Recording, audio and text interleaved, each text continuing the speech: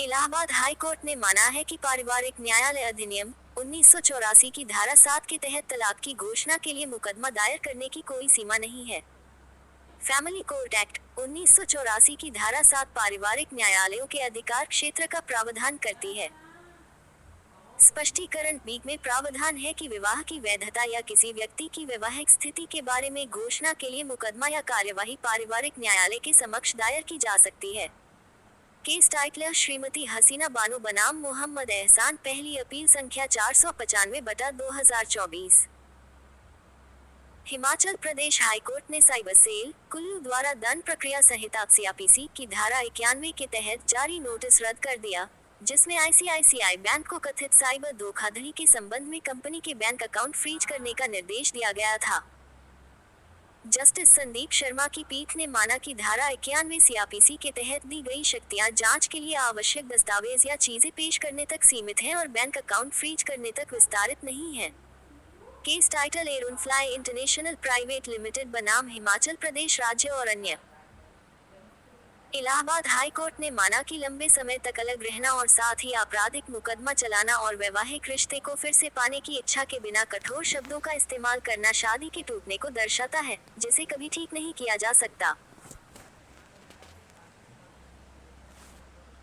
21 साल से अलग चल रहे वैवाहिक मामले पर विचार करते हुए जस्टिस सौमित्र दयाल सिंह और जस्टिस दोनादी रमेश की पीठ ने कहा कि युवा विवाह में कई वर्षों तक परित्याग, कठोर शब्दों का प्रयोग, पति पत्नी द्वारा सहवास की इच्छा और प्रयास की कमी तथा दहेज की मांग के आरोप में आपराधिक मामला दर्ज करना, तलाक के मामले की कार्यवाही शुरू होने के बाद ही और दोषसिद्धि के लिए अपील में आगे बढ़ना शुरुआती बरी होने के बाद ये दर्शाता है कि किसी भी मामले में दोनों पक्षों के बीच विवाह पूरी तरह से टूट चुका है। केस टाइटल आरती तिवारी बनाम संजय कुमार तिवारी। राजस्थान हाई कोर्ट ने ये स्पष्ट कर दिया कि मोटर दुर्घटना के लिए मुआवजा मांगने वाला दावेदार उस न्यायाधिकरण के पास जा सकता है जिसका अधिकार क्षेत्र दुर्घटना के बीमाकर्ता के जारी करने वाले कार्यालय पर है।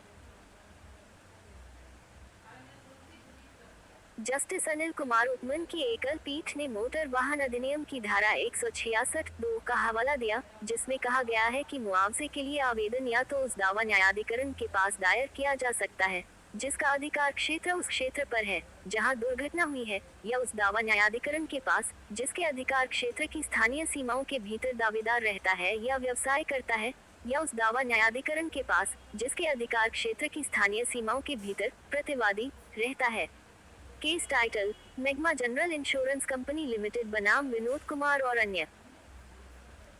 तलाक की अपील खारिज करते हुए इलाहाबाद हाई कोर्ट ने माना कि उसके पास विवाह को समाप्त करने के लिए अनुच्छेद 142 के तहत सुप्रीम कोर्ट के समान शक्ति नहीं है, क्योंकि वह फैमिली कोर्ट एक्ट 1984 की धारा 19 के अनुसार केवल अपीलीय न्यायालय है।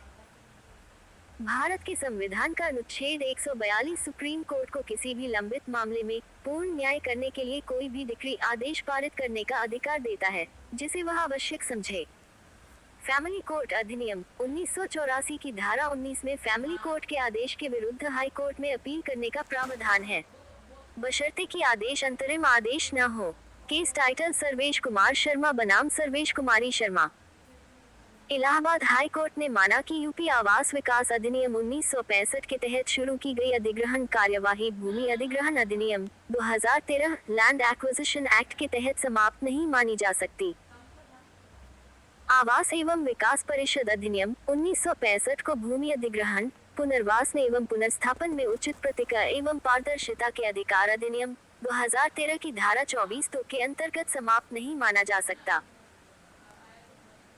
जस्टिस मनोज कुमार गुप्ता और जस्टिस मनीष कुमार निगम की खंडपीठ ने कहा, जबकि नए अधिनियम 2013 की धारा 24(2) लागू नहीं होगी और अधिग्रहण समाप्त नहीं होगा, लेकिन याचिकाकर्ता नए अधिनियम 2013 के प्रावधानों के अनुसार प्रतिक्रिया पाने का हकदार होगा। प्रतिक्रिया निर्धारण के लिए संदर्भ की तिथि 1 जनवरी 2014 होगी, जिस दिन नया अधिनियम 2013 लागू हुआ था। केस टाइटल मिसेस बीर होटल्स।